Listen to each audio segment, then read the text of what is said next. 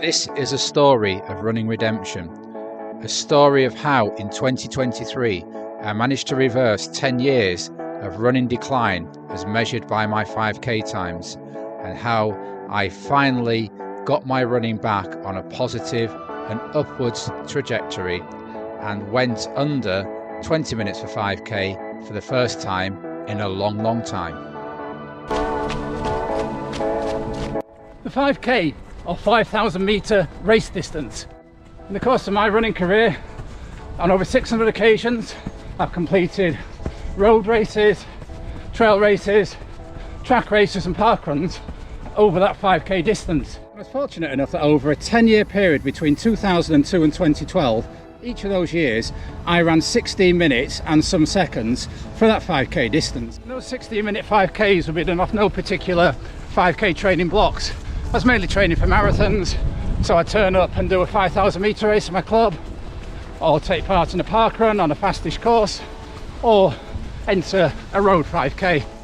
But then over the next 10 years decline set in, gradually at first slipping to 17-18 minutes, but by 2023 I was at the stage where at the beginning of the year I hadn't run a sub 20 minute 5k for over 4 years, since July 2019, and I'd fallen off by 4 minutes over the 5k distance. Now you might think, well, you are going to get slower as you get older, stands to reason, but I put my time I did when I was 42 into an age grade calculator, and it told me that at the age of 53, which I was earlier in 2023, I should have been running 18:09 for 5k to be running the equivalent time for a 42-year-old, but I was running nowhere near that. I was struggling to even break 21 minutes.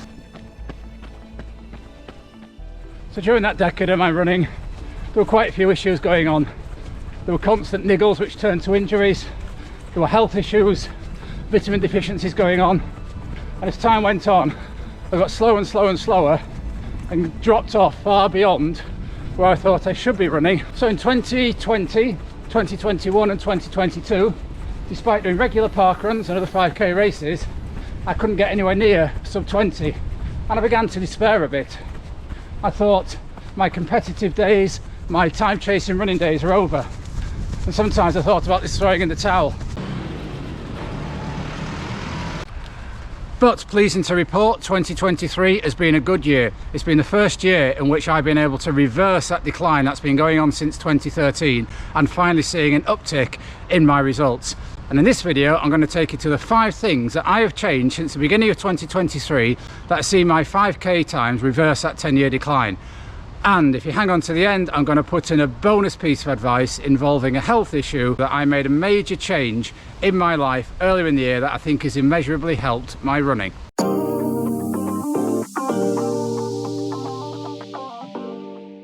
So the first thing I had to do to reverse these dark times of running was to change the way I thought about it.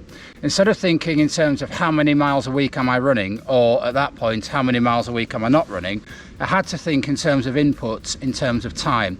I had to think, am I doing things for the right amount of time to get myself fitter? That might involve a session down the gym, which I was still able to do. It might involve some mobility work, or a longer walk or a hike. It might involve some core work. I was trying to have to aim for a certain amount of time per week. I was putting something positive into eventually getting back to the runner I wanted to be. But that didn't mean I stopped running altogether. Each day I would try and do something, however small. It might be 10 times 1 minute running, 1 minute walking, just to get myself up to a mile for the day. So firstly, by addressing the mind in terms of thinking in positivity ways, in terms of what I was doing, not what I couldn't do, that helped reset me on the path back to being able to run 20 minutes for the 5k. So using that approach of being grateful about what I could do, not moping about what I couldn't do, actually by mid-March of 2023 I was back up to running 50 miles a week, which is an amount I think historically I need to do in order to be the sort of runner running the sort of times that I want to do. So the second thing that happened in early 2023 was Dawn and I qualified as England Athletics coaches in running fitness. And that was something else that enabled me to look at my running a little bit more holistically and intelligently. We're learning lots about the importance of warm-ups, and drills and specific functional movements in the act of running. And I realised that historically there'd been a whole lot wrong with my mechanics and my whole approach to what running was. To me, running was just running. Having done that course, running was about so much more. It's about getting the position of your head, your knees, your arms and everything correct, about doing proper engagement exercises for your muscles.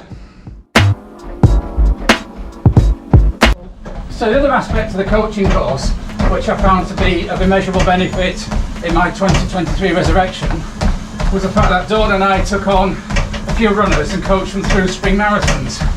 And being able to take part in some of their runs and sessions with them, being able to track their progress and support them, I found to be really motivating myself, being part of what you might call a community of improvement. So that's the next thing that helped me drag myself back in 2023 to be able to run a sub 20 5k again.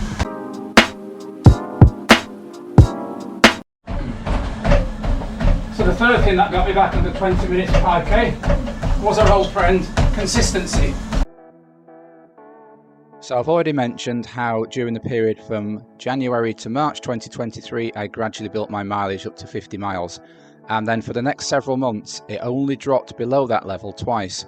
Once when I had a bout of COVID in May and it was a 40-mile week, and once when I ate a rather nasty pasty from a shop in Devon and had to miss a Sunday run, so that was a 30-odd mile week.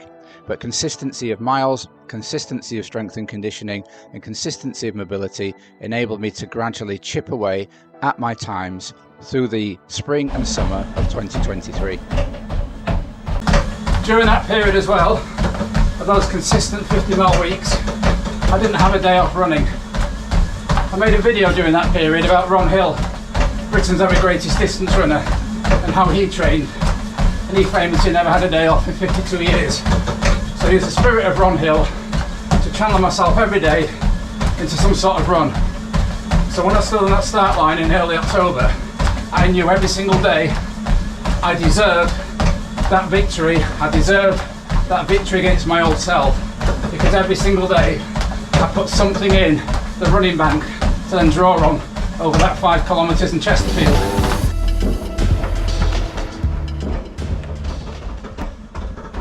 Hey, look who's joined me for the last part of my 5k here. Yes, it was really great to see John improving week on week. And another thing that we did during that time was some specific sessions, which I think also helped him to achieve that time. So once that base of 50 miles a week was established, by the middle of June 2023, we started to introduce specific sessions. At first, quite simple ones, minute on, minute off, 2 minutes on, 1 minute off. And then we started doing some multi-pace sessions where I'd have a tempo section at the beginning of 6 to 8 minutes, then perhaps 5 times 2 minutes, and then some 30 or 45 second sprints towards the end. And I gradually saw the average pace for the effort sections in these sessions come down from the 6:30s through to the 6:20s, and I really needed to be running 6:25 per mile to hit that sub 25k. We also, in the middle of August, started some longer sessions geared towards marathon, 3 times 5k. So I wasn't only running with a good base, which I established first, I then put some icing on the cake with specific 5k, 10k and marathon sessions. So we've just passed through the finish line of the Woodtopia 5k loop.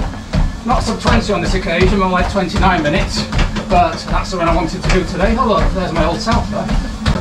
Anyway, if you want to learn how to run fast 5k races, what do you think we need to practice on? Running fast 5k races. Correct. So what we did during that period, we did a series of faster park runs. I think Market Raisin, Exmouth, Poole, to practice that 5k pacing and what it should feel like at each stage of the race. Park runs aren't races, kids, but you know what I mean. And we also entered some lovely 5ks around the country, didn't we? We did. Couple of no walk in the parks at Chesterfield, loved that race. We did Sail Sizzler, went over to Manchester, so our friend Bruce as part of our Ron Hill celebration week. We did the Dereham 5k, which I love to do every year. And gradually, How many years have you done that now? I think an ever-present over 11 years of that race, wouldn't miss it for the world. And so we built up and up and up, and we thought the finale of our 5k fast training and a sub 20 for me would come at the Mid Cheshire 5k at the end of August. And did it? No. What time did I run? Did you run 7:15, that's right. 20:01 or 20? I ran 20:01 in that race, oh boy. Sub 25k training series, I ended up with a 20:01. But not to be deterred, we rolled into marathon training, didn't we? Did a few marathon sessions, and lo and behold, beginning of October, 2 weeks before the Yorkshire Marathon, I ran 19:52 at the No Walk in the Park 5k in Chesterfield. The final thing I did to get myself under that sub 25k was to run lots of 5ks, gradually getting quicker and quicker, getting closer and closer before finally tipping over that sub 20 goal. So those are the 5 things I did to resurrect my running in 2023. Psychology, being a coach, consistency, specific sessions and racing lots. But there is one extra thing that was a big change in my life that I think has made a massive difference to my running this year. Yes, over Christmas and the New Year of 2022-2023, John had a particularly bad health scare where he was finding it very, very difficult to breathe when he was out on a run. Yeah, it was a really bad respiratory virus, and I found if I even ran for 1 minute, I was having to then stop and walk. So I went to the GP, got referred to cardiology, and they said I had 2 possible things wrong with my heart. I had some enlarged muscles in there, and I had a slightly leaky valve. Now the second one is quite common to endurance athletes, it's for cyclists and runners, and I've been running for a very long time, over 2 decades. And one piece of advice I got from the consultant at the hospital was to cut down, if not cut out, alcohol.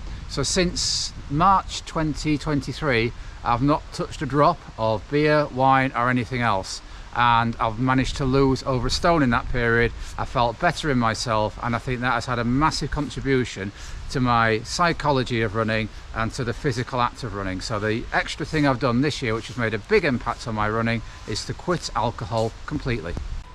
When you've run for many years like we've done, it's never going to be a smooth path. You're going to have many lumps and bumps along the way. Yeah, unfortunately I had a lump that lasted 10 years where I got slower and slower, as I said. But this year has been a really good year for me, and I'd like to thank all the viewers of this channel, everybody who's liked, watched, commented, subscribed, because one other thing that has really helped me is to become part of this wider running community of YouTube, of other people who make content, of people who watch the content, who respond to it. So thank you all out there for helping make, for both of us, 2023 a fantastic running year.